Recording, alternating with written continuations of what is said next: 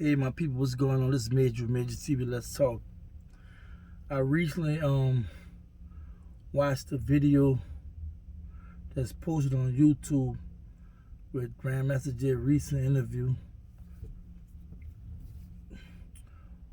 with a radio station, and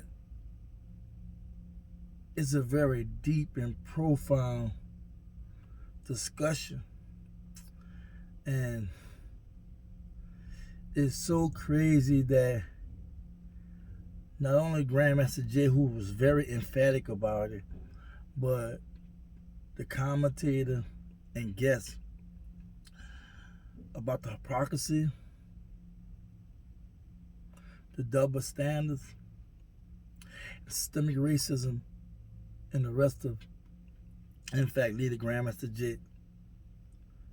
It was things that was said so eloquently by Grandmaster Jay that just was like mind-boggling, right? Because you look at the climate, what's going on in the black community, right? And how he took a stand in our lifetime, because I wasn't around for the Black Panthers that long. And when I was born, it was like at the end of their reign or what have you. And though we know they reemerged and whatnot, and they're still viable, but we never seen nothing like this.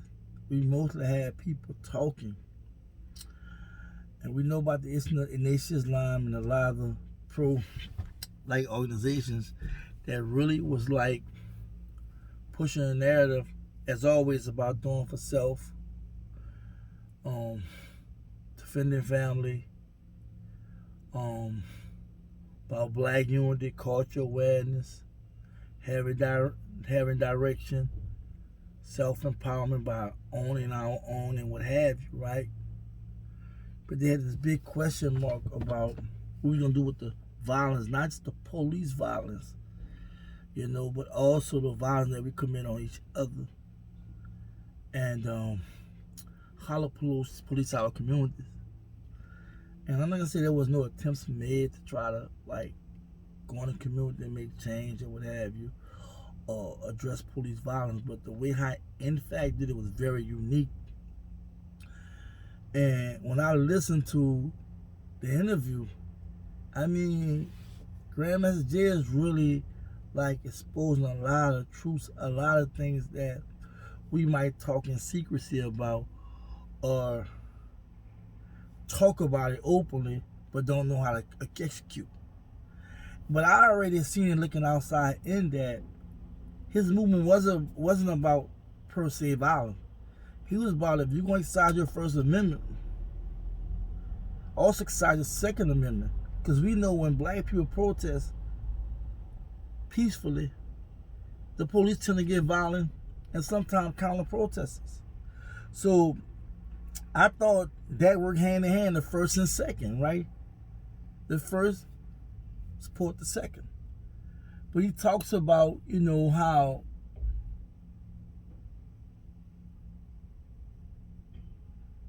they put these trumped up charges to put against him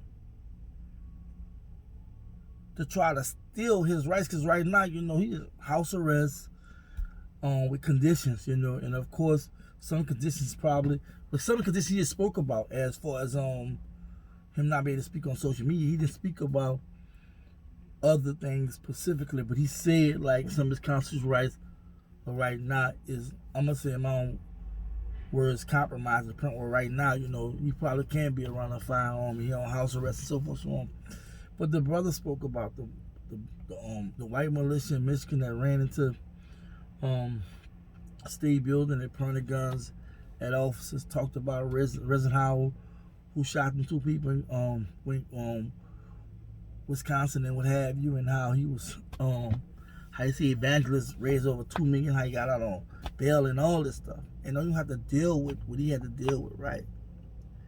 But it clearly shows systemic racism and why this Constitution, which he have been saying over and over again, you know what I'm saying? It's only enforce for whites as opposed to black. When they enforce us, they're trying to lock us up. I'm not Grandmaster J, so I'm not gonna try to reiterate a lot of things he was talking about, but I'm gonna definitely touch on some valid points that I think is real strong, right? And one of the things is the fact that he talked about his reason why it started to open our eyes, the black community eyes, about the fact that we can self-police our communities, because we know we have violence in our community. But we can also self-police what's going on in reference to these protests and whatnot going out there. Not literally just a protest, but also make a large statement about being armed and whatnot, right? Which caused a crazy frenzy on both sides, white and black, right? Because we so used to being subservient. We so used to accept being second-class citizens that we don't even think about the fact that there are white rights we don't even exercise or think about, because there was so much harsh and brutal things done to us that we automatically accept the status quo. But here you have this man, after all these brothers and sisters throughout the years been talking about, and I'm not talking about currently, I'm talking about way back when, you know what I'm saying, during the slavery days, right, and post-slavery, about the things that people talking about today. We have somebody finally doing it. There's a point that he said, right, I never thought about this. He said, we not the Black Panthers. We something else. He said, people realize the Black Panthers had a bunch of young people that was on. And he didn't go so far as talking about legal issues and problems they was having, right? And any illegality that was going on. But he made it specifically known it was young people. So we talking about the mind, you know what I'm saying? And we talking about the reaction and the emotions and all that. And he said, in fact, it's people in their 40s, 50s, and 60s, you know what I'm saying? That is older, right? I don't know if he said the 60s, I might be kind of stretching it, right? But he says an older group, right? Well, most of these guys have been in the military or were veterans or whatnot, right? So he really made it very, very obvious that it was a distinct difference, and definitely legally he breaks it all down how he called the right authorities to find the permits they need, the gun zone, the free gun zone, what have you. You know, he speaks about all this, right? And he's just saying that the reason why he formed it, just because of all the things I just said. The First and Second Amendment. We exercise the first, we're not exercising the second, like talking about, because they do have black militias, but they're in the far background. You might hear about them in sporadic situations, but not as national as NFAC has been. A lot of these black militias now are networking and teaming up with NFAC. But for him to show a distinct difference was something that I really had to think about, because I won't lie though.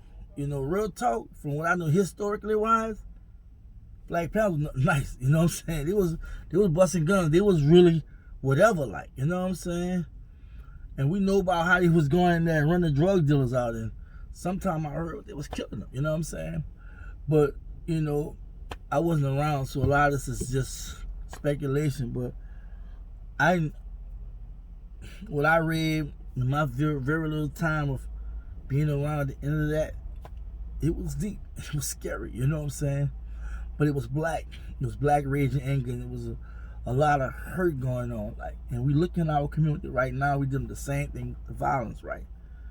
We ganging and banging. We set tripping. We get mad at each other for the wrong reasons.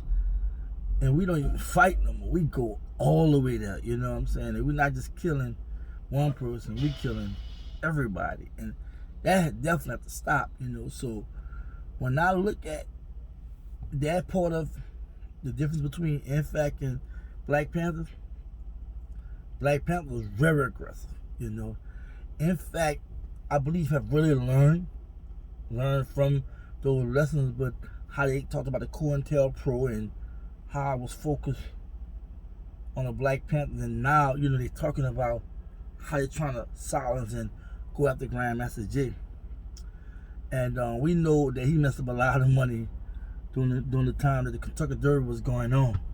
So it's really, really like political. We know that, and it's a different element. He spoke about how thousand people called. You feel me? And how they released him, how they, you know, worked the way where he was got on bond or whatever. I don't even pay bond. I don't know if how it went through, what have you, but I know you have legal representation and what have you.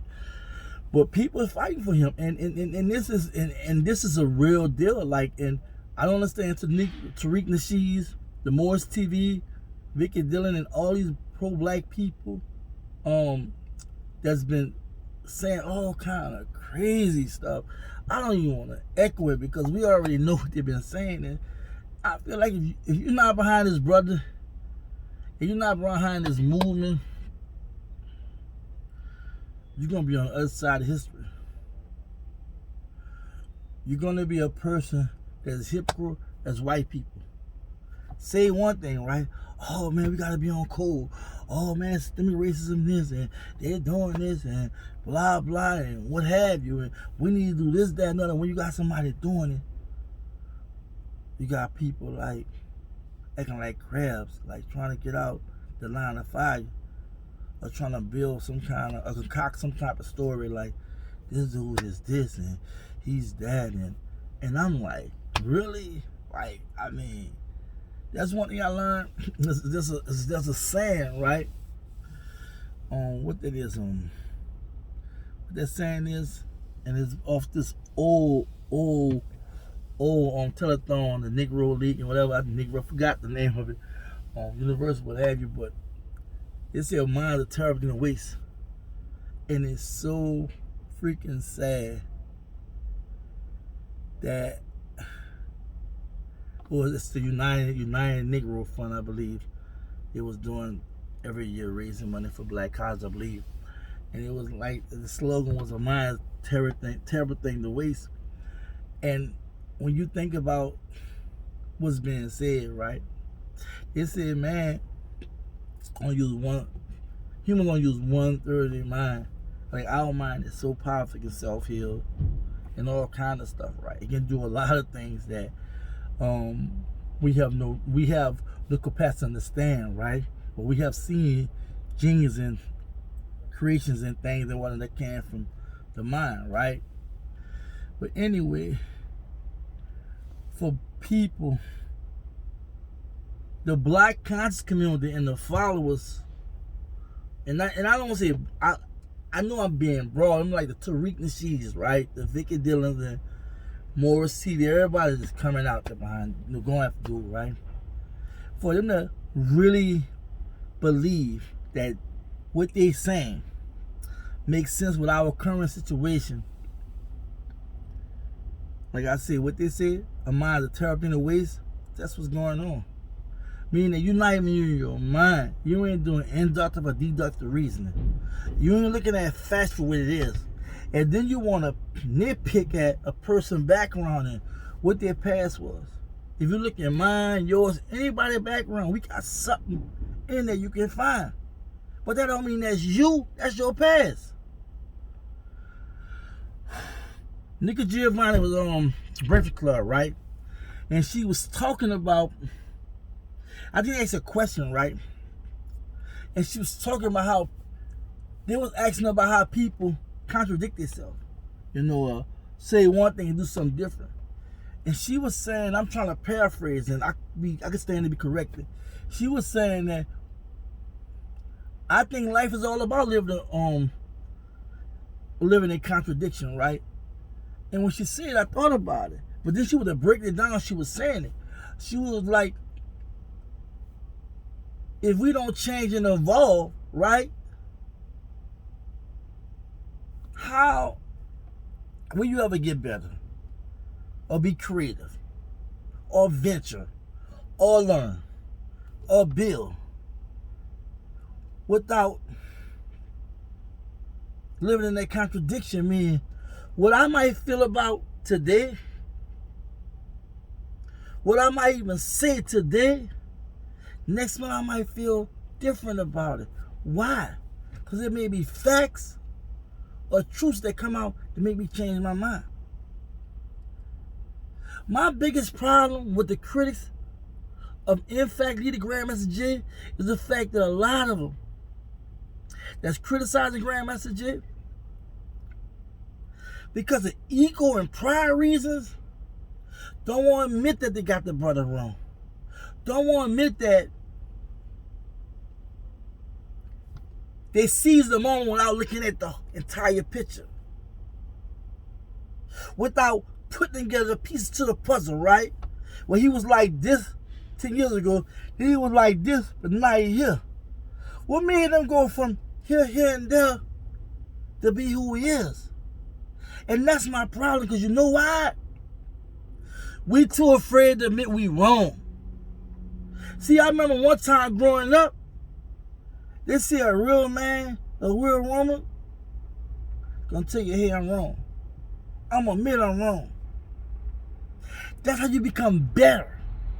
That's why when issues going on in our community, whereas there's a lot of BS, only those who want to admit they was wrong, they want to change their situation, make those changes and really thrive. Those who is in the belly of the beast of that all that BS and never change their mindset, like a lot of our rappers that leave the hood, that they represent that dumb shit. People that's broke, that want to show off like they got everything, right? Want to buy Gucci and Louis Vuitton, but really can't afford it. And most of the time be knocked off. But those who do buying it, they live in a false mentality of believing that showing out through riches gonna get you validated. You're gonna be the man, you're gonna be the fly chick. And these rappers show that, right? And I'm speaking about those who hit the foolishness. You hear in their music how they dress with that. And 3, 4, 5 years later, they broke. Well, that's the mentality of our community. And then we don't change it. And look at like Talib's, Chance the Rapper, Lupe, Common. We don't look at, and I'm just throwing these brothers out because I do my music and they stance and what have you, and they represent the better part of black people. But because rappers are being exploited, because it's a business and you know who runs the business, the condition won't never change. So if they don't look at that person, look at the picture and see what damn dude was there. Look at the trail, the trail of Grandmaster did 10, 15, 20 years saying this, and 10 years he said that, and 3 years he said this. But now he finally changed, and you won't give a man the benefit of the doubt. I don't respect your mind, and I don't respect how you coming.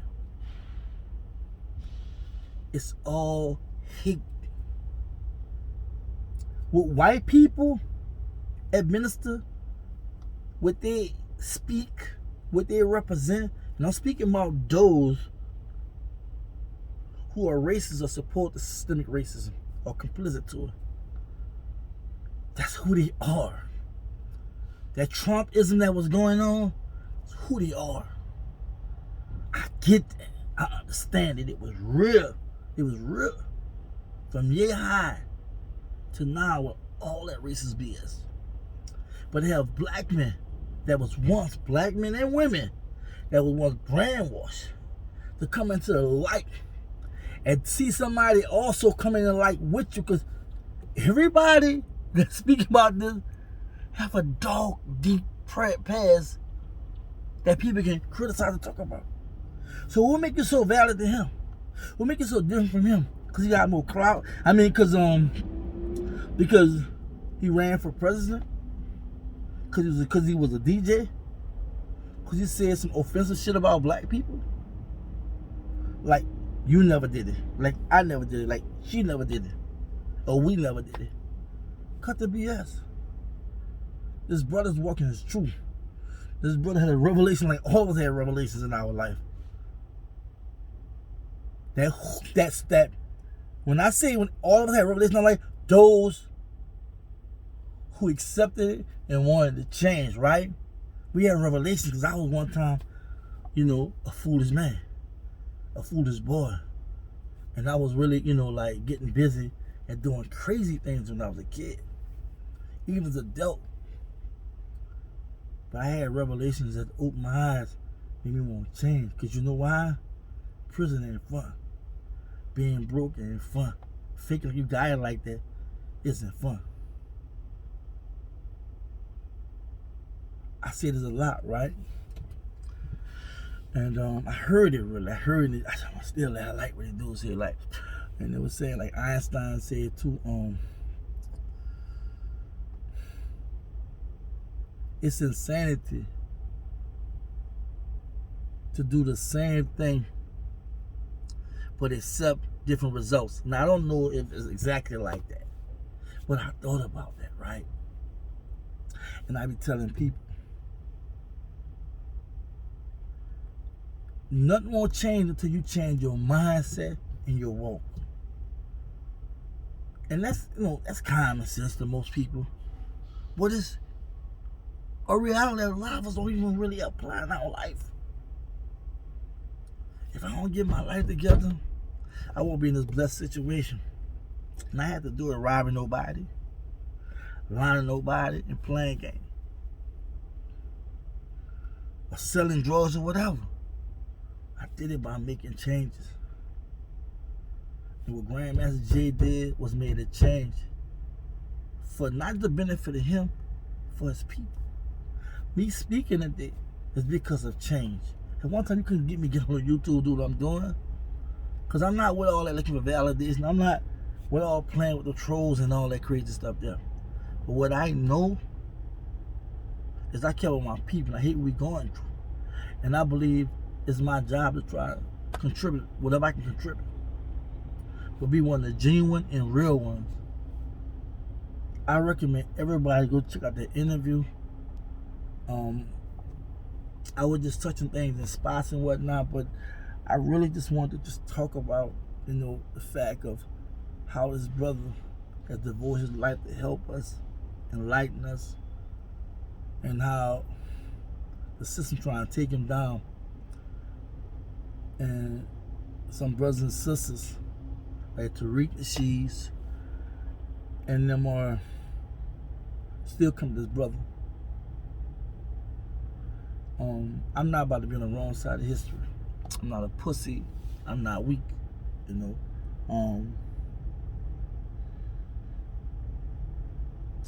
I don't, co-sign that BS. And I'll call it out, right? And that's what I'm doing. But I'm concerned about black people like myself, you, and whomever that's black. I know there's going to be trolls on here that's not black. I know there's going to be black people that's going to be commenting. But as far as I'm concerned, like they said, you're first, right?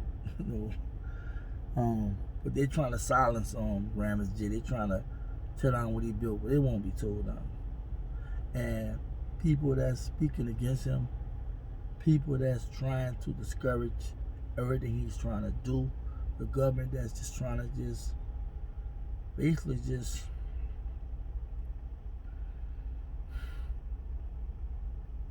sit dude down like a kid and say, shut up, or we're gonna spank you.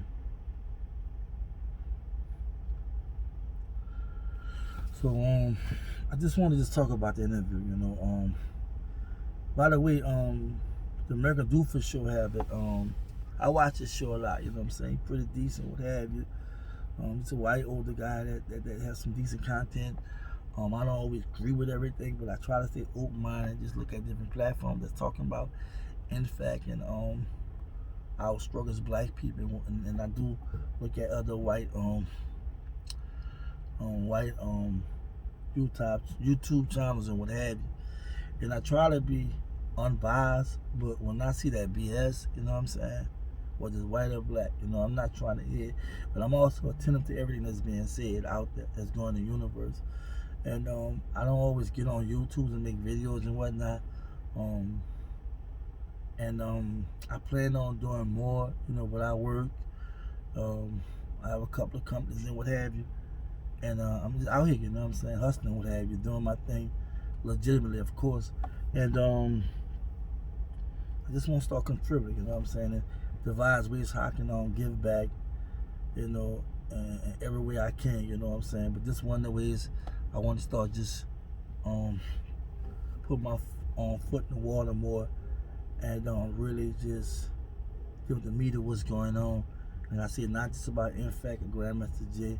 I love the organization, love Grandmaster J, but also what's going on in the black community. You know what I'm saying? We definitely need all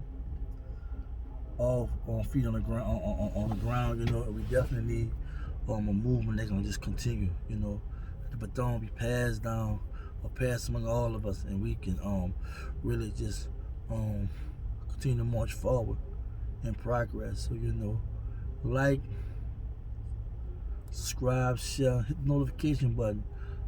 I'm just a person that care, you know. I'm not a person who, you know, like, how am I gonna say this? I'm not a person just doing this to be doing it, you know what I'm saying?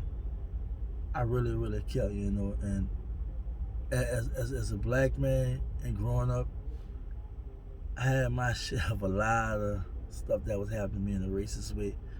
And one day I'll probably be able to talk about it, but right now it's not about me.